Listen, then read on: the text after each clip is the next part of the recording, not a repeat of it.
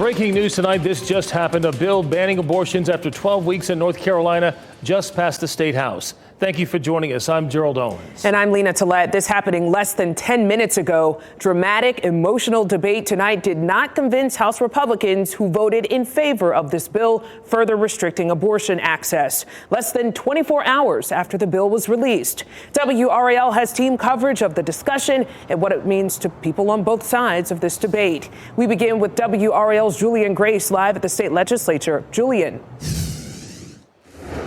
Well, Lena, that session just wrapped up. Senate Bill 20 has now passed 71 to 46. No Democrats voted for it and no Republicans voted against it. So what happens next? It will now head to the state Senate for a session that will start at 10 a.m.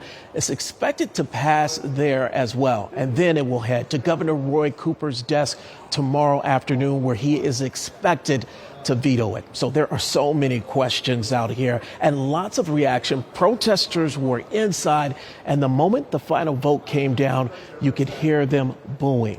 We're going to try to get information from, or reaction rather, from Republicans and also Democrats. Here's a story that we filed earlier today. Take a look. Lawmakers are in for a long night in the state legislature. They are voting on 56 bills in total.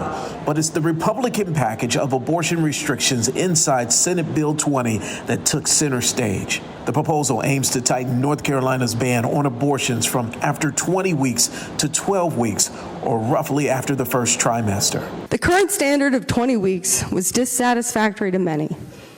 It was too many restrictions for some and far too few for others. So today is what I would call unnecessary. It's been a tougher process than I thought it would be to talk about. Senate Bill 20 hit the House floor at 8:54 in the evening, and the debate has now started against and for the new restrictions. Many questions over access to care for those living in rural areas continues.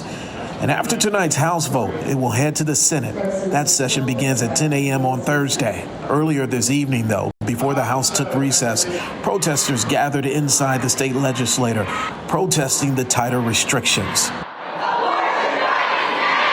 The bill will likely head to Governor Cooper's desk as early as tomorrow afternoon. The governor will have 10 days to veto the bill, and then it will go back to the Senate for an override with the Republican-led supermajority.